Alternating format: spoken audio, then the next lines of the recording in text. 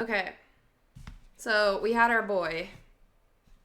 His father left his mother and was kind of might have been a Nazi sympathizer. And then his older brother got killed by Nazis. And he wants to avenge his brother. But he also has to, like, if he avenges his brother by going to England to fight the Nazis, he'll be abandoning his mother. And his mother would really benefit from having him around. Because she was left and her oldest son is dead.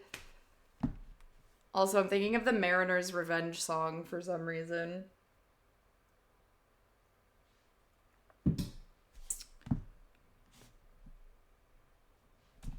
So, he was therefore confronted by two totally different modes of action. One concrete and immediate. He's definitely an anti-fascist, y'all. Anyways. Subtext. That is, I guess, subtext. Okay,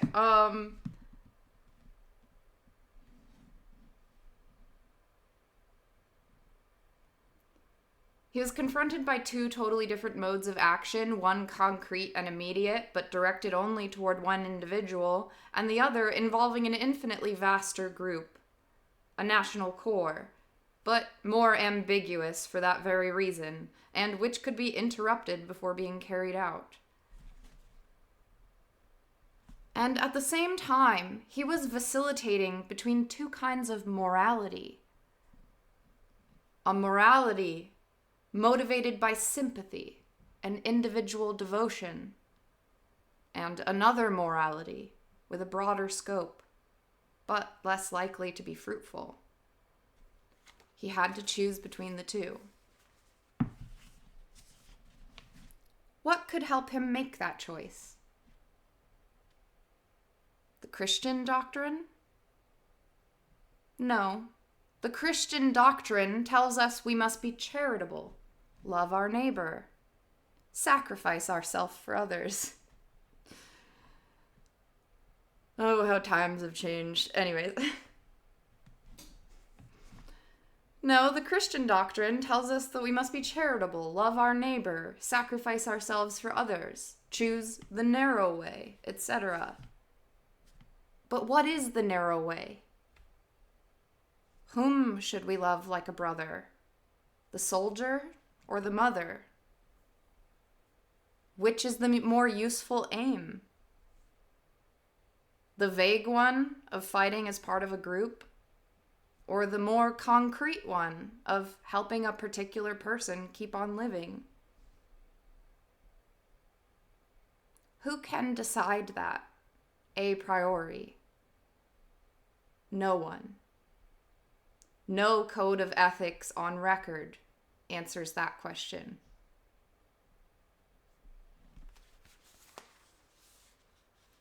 Kantian morality instructs us to never treat another as a means, but always an end.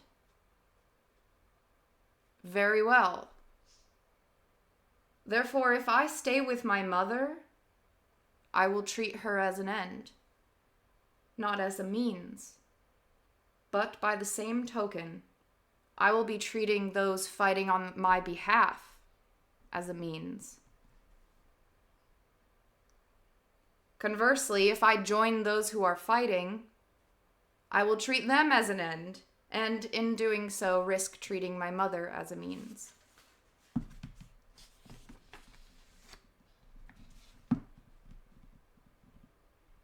If values are vague, and if they are always too broad in scope to apply to the specific and concrete case under consideration, we have no choice but to rely on our instincts. That is what this young man tried to do. And when I last saw him, he was saying, "All things considered, it is feelings that matter. I should choose what truly compels me to follow a certain path.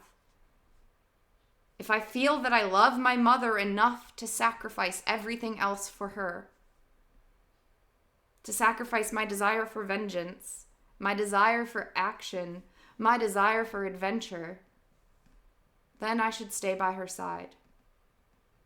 If, to the contrary, I feel that my love for my mother is not strong enough, I should go.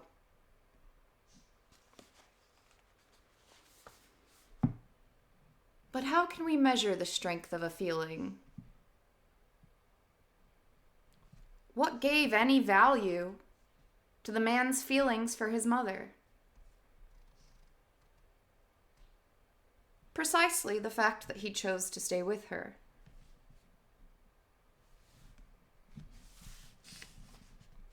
I may say that I love a friend well enough to sacrifice a certain amount of money for his sake, but I can claim that only if I have done so. I can say that I love my mother enough to stay by her side only if I actually stayed with her. The only way I can measure the strength of this affection is precisely by performing an action that confirms and defines it. However, since I am depending on this affection to justify my action, I find myself caught in a vicious cycle.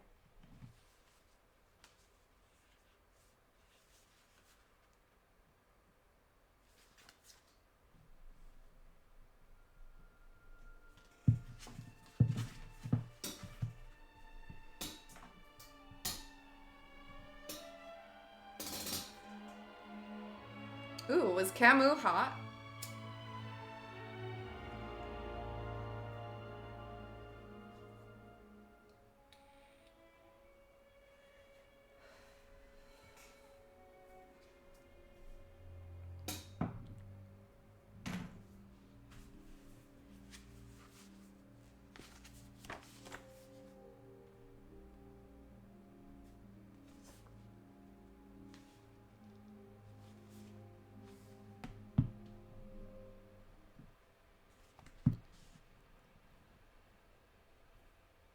Since I'm depending on this affection to justify my action, I find myself caught in a vicious cycle.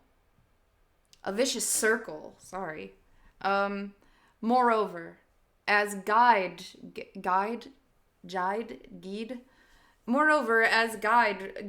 once pointed out,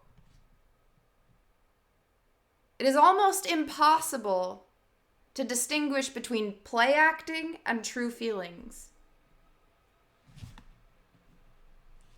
To decide that I love my mother and will stay with her, or to stay with her by putting on a charade, amount to the same thing. In other words, feelings are developed through the actions we take. Therefore, I cannot use them as guidelines for action. This means I shouldn't seek within myself some authentic state that will compel me to act, any more than I can expect any morality to provide the concepts that will enable me to act. You may say, well, he went to see a professor for advice. But if you consult a priest, for instance, it's you who has chosen to consult him. And you already know in your heart, more or less, what advice he is likely to give. In other words, to choose one's advisor is only another way to commit oneself.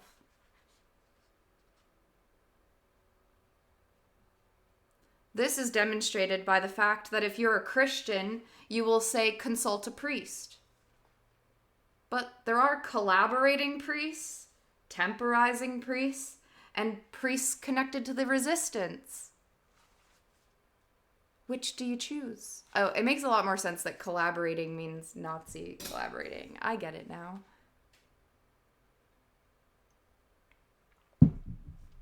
But there are collaborating priests, temporizing priests, and priests connected to the resistance.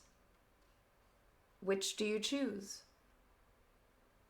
Had this young man chosen to consult a priest connected to the resistance, or a collaborating priest, he would have decided beforehand what kind of advice he was to receive. Therefore, in seeking me out, he knew what my answer would be. And there was only one answer I could give him. You are free, so choose. In other words, invent. No general code of ethics can tell you what you ought to do. There are no signs in this world.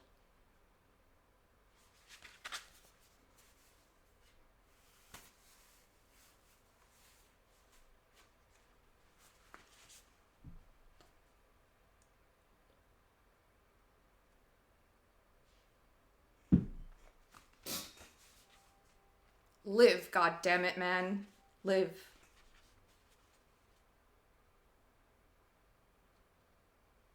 You are free, so choose. In other words, invent. No general code of ethics can tell you what you ought to do. There are no signs in this world.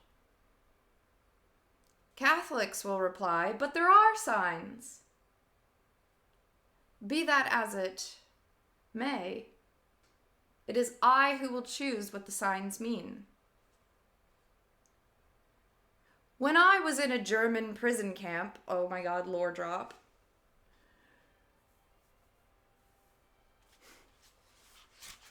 When I was in a German prison camp, I met a rather remarkable man who happened to be a Jesuit.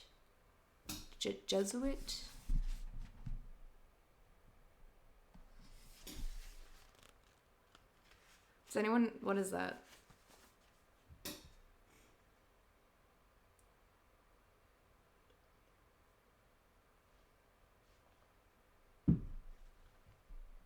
This one time in a German prison camp,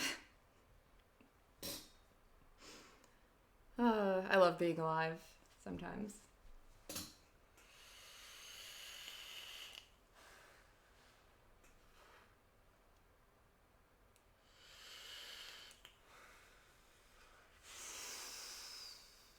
It's a type of religion, I believe. Well, I figured that. That's hilarious. It's like when you like try to look up the definition of a word and it just is like, oh, this definition is just the act of doing that word. Jesus. A religious order of priests or clerics. It's a school of Catholic priests. A religious order of clerics, regular of pontifical right for men in the Catholic Church, headquartered in Rome. Blah, blah, blah, blah, blah. Okay. Exactly. One time at a German prison camp, I met this remarkable man who happened to be a Jesuit. This is how he came to join the order. He had experienced several frustrating setbacks in his life. His father died while he was still a child, leaving him to poverty. But he was awarded a scholarship to a religious institution where he was constantly reminded that he had only been accepted out of charity. He was subsequently denied a number of distinctions and honors that would have pleased any child.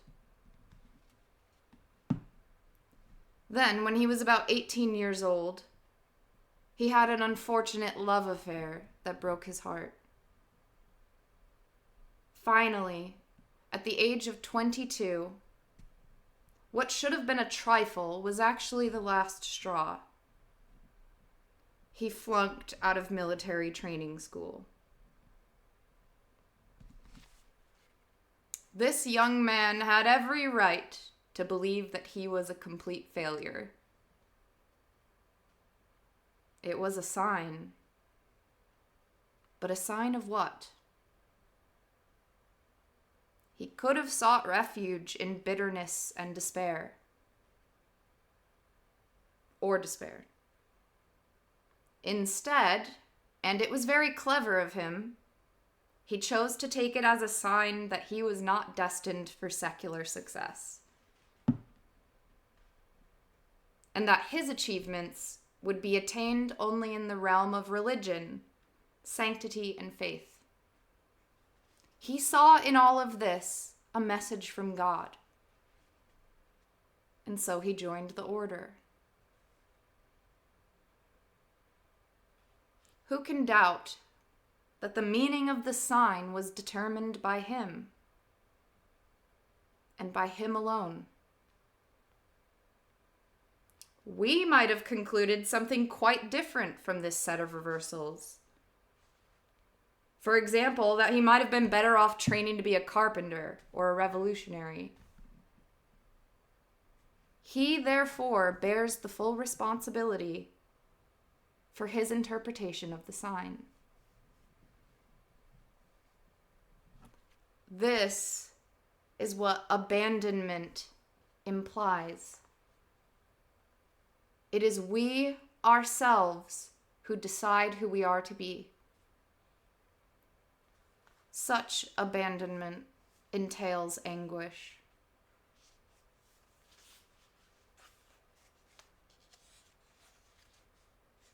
Yeah. As for despair, it has very simple meaning. It means that we must limit ourselves to reckoning only with those things that depend on our will, or on the set of probabilities that enable action. Whenever we desire something, there are always elements of probability. If I am counting on a visit from a friend who is traveling by train or trolley or plane, then I assume that the train will arrive on time, or that the trolley will not derail. Sorry, it's not funny. I don't know why I'm laughing. I assume that the train will arrive on time and that the trolley will not derail. I operate within the realm of possibilities. But we credit such possibilities only to the strict extent that our action encompasses them. From the moment that the possibilities that I am considering cease to be rigorously engaged by my action, I must no longer take interest in them. For no God or greater design can bend the world and its possibilities to my will.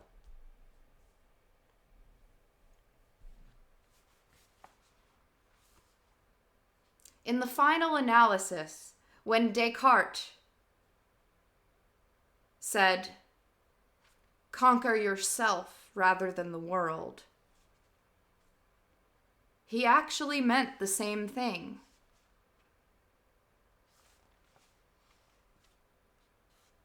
We should act without hope. Marxists, with whom I have discussed this, reply, obviously your action will be limited by your death, but you can rely on the help of others. You can count on what others are doing elsewhere, in China and Russia, to help you, and on that they will do later, that is, after your death, to carry on your work and bring it to fruition, which will be the revolution. What is more, you must rely on it. Not to do so would be immoral.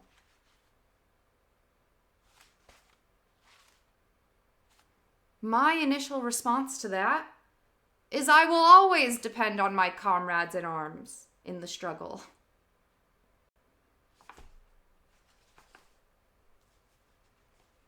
My initial response to this is that I will always depend on my comrades in arms in the struggle, inasmuch as they are committed, as I am, to a definite common cause, in the solidarity of a party or a group that I can more or less control. That is to say, I joined the group as a militant, and so its every move is familiar to me. In that context, counting on the solidarity and the will of this party is exactly like counting on the fact that the train will arrive on time, or that the trolley will not derail. But I cannot count on men whom I do not know based on faith in the goodness of humanity or in man's interest in society's welfare, given that man is free and there is no human nature on which I can place my trust. I do not know where the Russian Revolution might lead. I can admire it and hold it up as an example to the extent that it is clear to date that the proletariat plays a part in Russia that it has attained in no other nation. But I cannot assert that this revolution will necessarily lead to the triumph of the proletariat. I must confine myself to what I can see. Nor can I be certain that my comrades in arms will carry on my work after my death and bring it to completion, seeing that those men are free and will freely choose tomorrow what man is to become. Tomorrow, after my death, men may choose to impose fascism, while others may be cowardly or distraught enough to let them get away with it. Fascism will then become humanity's truth, and so much the worse for us. In reality, things will be what men have chosen them to be.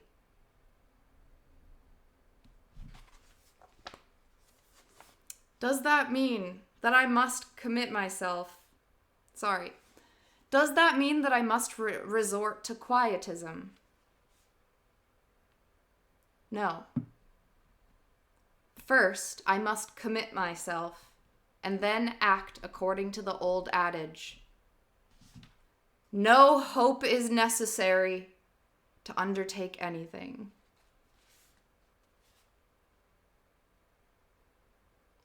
This does not mean that I cannot belong to a party, just that I should have no illusions and do whatever I can.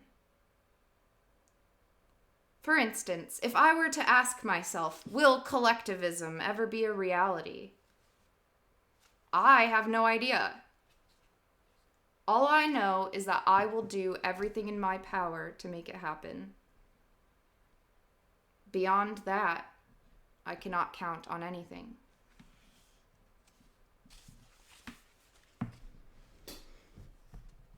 Quietism is the attitude of people who say others do what I cannot do.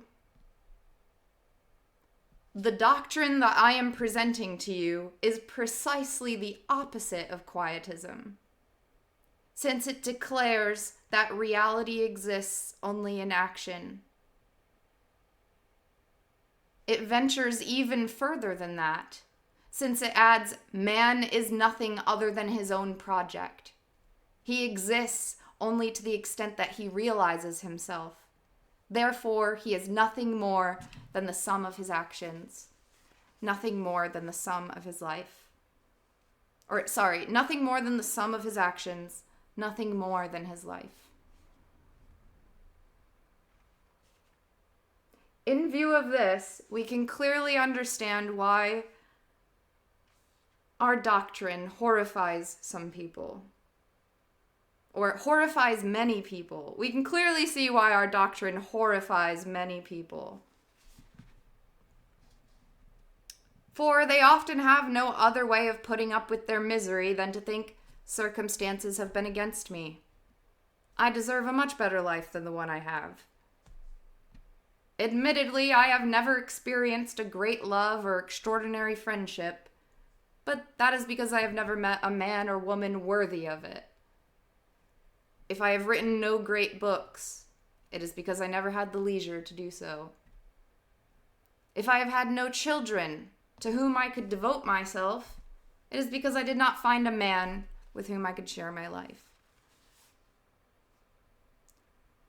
So I have within me a host of untried but perfectly viable abilities, inclinations, and possibilities that endow me of worthiness, not evident from any examination of my past actions. Damn, bro, chill. I'm already dead.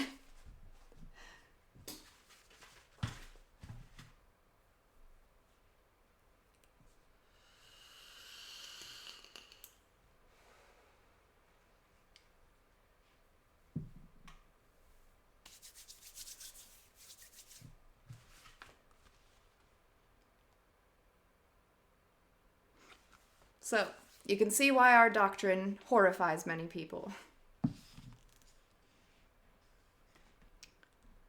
In reality, however, for existentialists, there is no love other than the deeds of love.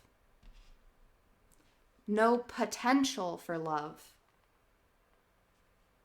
other than that which is manifested in loving. There is no genius other than that which is expressed in works of art. The genius of Proust resides in the totality of his works. The genius of Racine is found in the series of his tragedies, outside of which there is nothing. Why should we attribute to Racine the ability to write yet another tragedy, when that is precisely what he did not do? In life, man commits himself and draws his own portrait, outside of which there is nothing.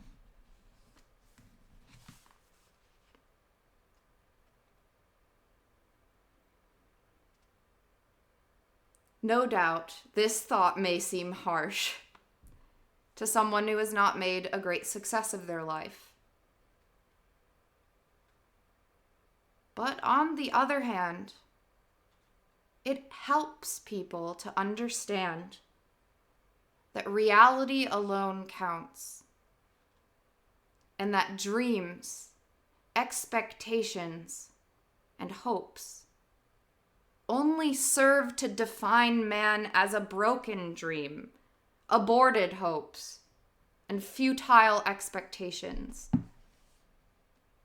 In other words, they define him negatively, not positively. Nonetheless, saying you are nothing but your life does not imply that the artist will be judged solely by his works of art. For 1,000 other things also help to define him. What we mean to say is that a man is nothing but a series of enterprises, and that he is the sum, organization, and aggregate of the relations that constitute such enterprises. In light of all of this, what people reproach us for is not essentially our pessimism, but the sternness of our optimism.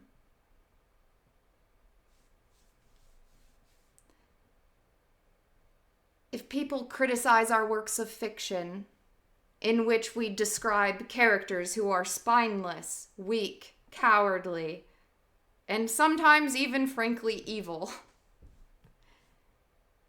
it is not just because these characters are spineless, weak, cowardly, or evil. For if, like Zola, we were to blame their behavior on their heredity, or environmental influences, their societies, or factors of an organic or psychological nature, people would be reassured and say, that is the way we are. No one can do anything about it. But when an existentialist describes a coward, he says that the coward is responsible for his own cowardice. He is not the way that he is because he has a cowardly heart or lung or brain. He is not like that as a result of his physiological makeup. He is like that because he has made himself a coward through his actions.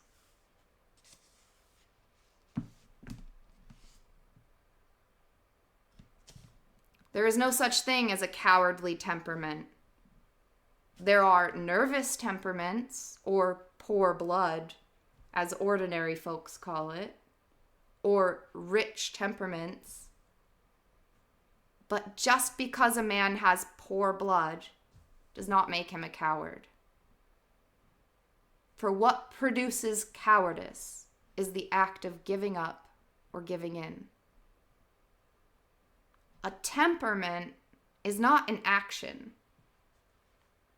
A coward is defined by the action he has taken. So, what people are obscurely feeling and what horrifies them is that the coward, as we present him, is guilty of his cowardice. He's guilty of it. People would prefer to be born a coward or be born a hero. One of the most frequent criticisms of roads to freedom may be expressed as follows. Frankly, how can you make heroes out of people as spineless as this? This objection is really quite comical, for it implies that people are born heroes. Essentially, that is what people would like to think. If you are born a coward, you need not let it concern you, for you will be a coward your whole life, regardless of what you do, through no fault of your own. And if you are born a hero, you need not let it concern you either, for you will be a hero your whole life, and eat and drink like one. What the existentialist says is that the coward makes himself cowardly, and the hero may cease to be a hero. What matters is the total commitment. But there is no one particular situation or action. There's no one particular situation or action that fully commits you, one way or the other.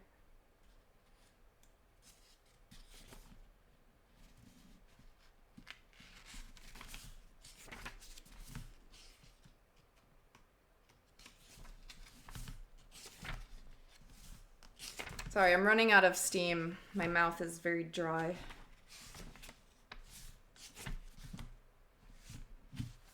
It's very hard to find a spot to stop, though.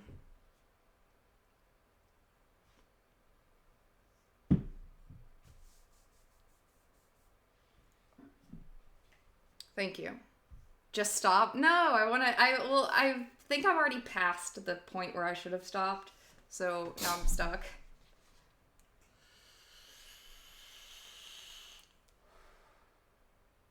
Because I was gonna stop.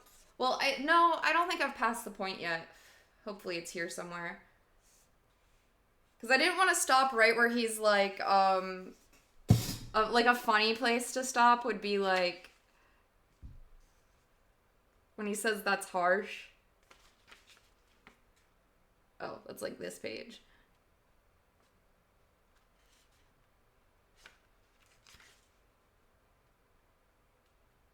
Or like just stop, like man is worth only his actions or whatever, you know.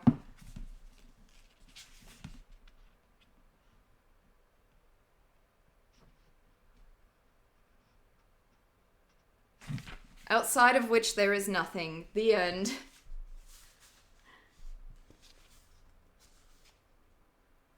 What matters is the total commitment.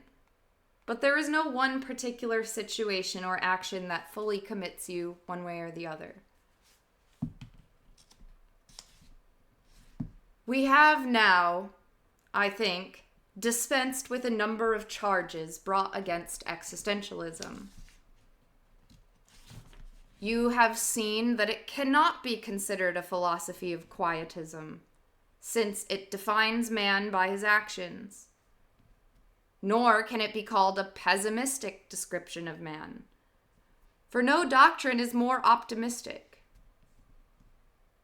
since it declares that man's destiny lies within himself. Nor is existentialism an attempt to discourage man from taking action, since it tells him that the only hope resides in his actions, and that the only thing that allows him to live is action. Consequently, we are dealing with a morality of action and commitment. Nevertheless, on the basis of a few wrong-headed notions, we are also charged with imprisoning man within his individual subjectivity. In this regard, too, we are exceedingly misunderstood. For strictly philosophical reasons, our point of departure is indeed the subjectivity of the individual. Not because we are bourgeois, but because we seek to base our doctrine on truth. Not on comforting theories full of hope, but without any real foundation. As our point of departure, there can be no other truth than this: I think, therefore I am. This is the absolute truth of consciousness confronting itself. Any theory that considers man outside of this moment of self-awareness is at the outset a theory that suppresses the truth. For outside of this Cartesian cogito, all objects are merely probable.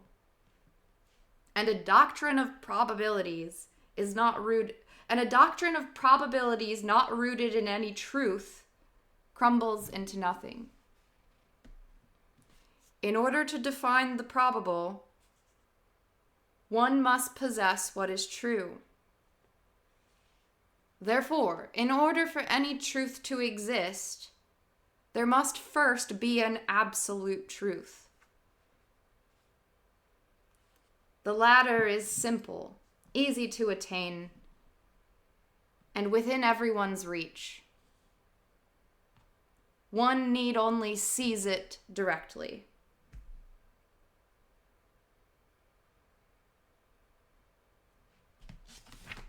I think, therefore I am.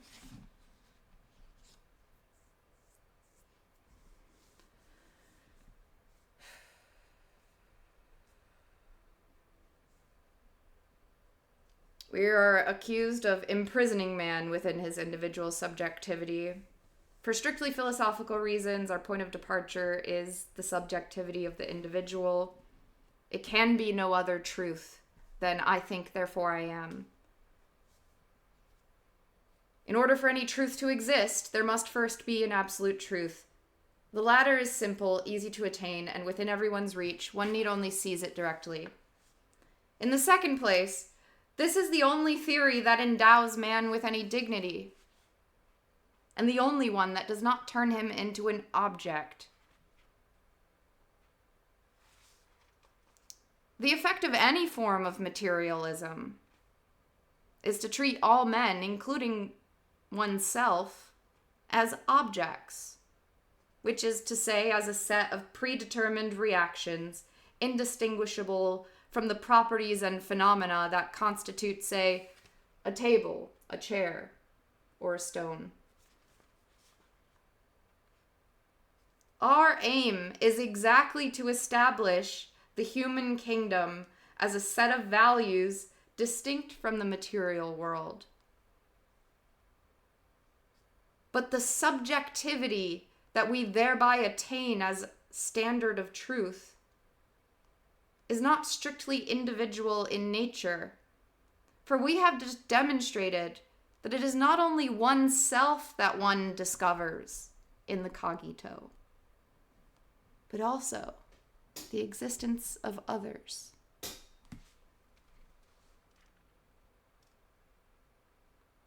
Contrary to the philosophy of Descartes or of Kant, when we say, I think, we each attain ourselves in the presence of the other. And we are just as certain of the other as we are of ourselves.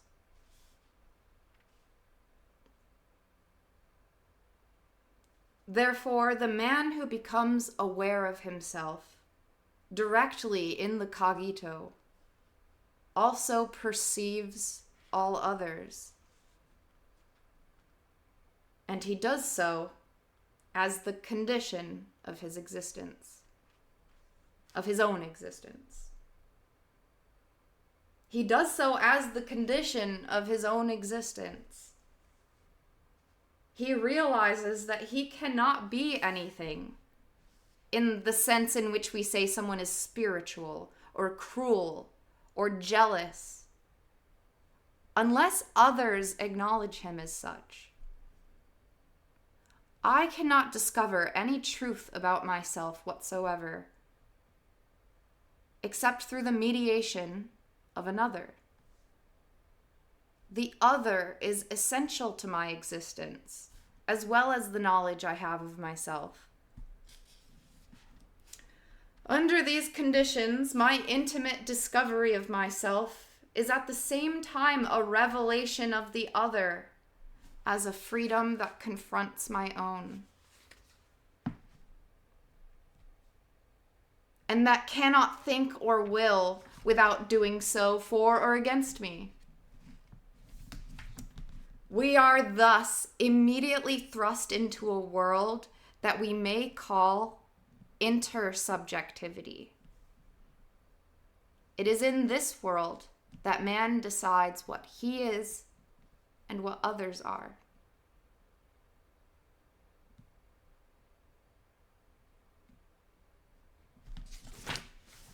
All right, I'm tired. I think that's where I'll end. Amen. And sometimes a women. Whew. Thank you.